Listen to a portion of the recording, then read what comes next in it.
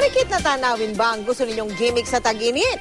Sa Ligao City sa Albay, tampok ang malawak na taniman ng mga sunflower na tila ba sinasalubong na ang summer. Tunghayan natin ito sa pagtutok ni Lala Roque. Ekta-ektaryang sunflowers ang babati sa mga bisita sa Kawa-Kawa Hills sa Ligao City, Albay.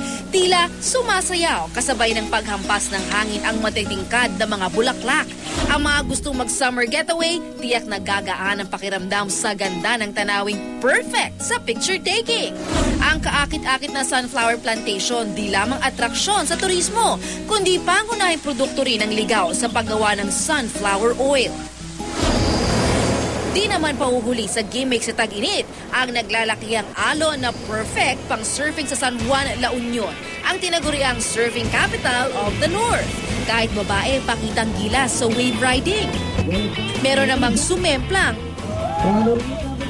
pero nakabawi rin. Tila ba kasabay rin ng mga surfer ang mga ibon.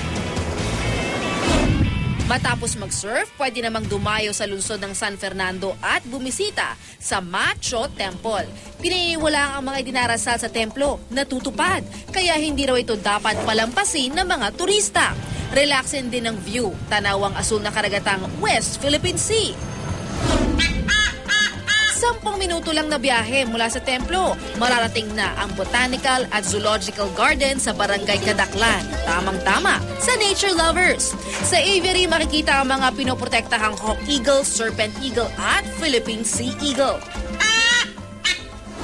Kung pauwi na, suwak namang pangpasalubong ang mga banga at iba pang pottery products ng La Union. Ang iba't ibang disenyo at kulay nito, pang-export ang kalidad. Kaya sulit ang inyong summer trip. Lala Roque, nakatutok, 24 oras.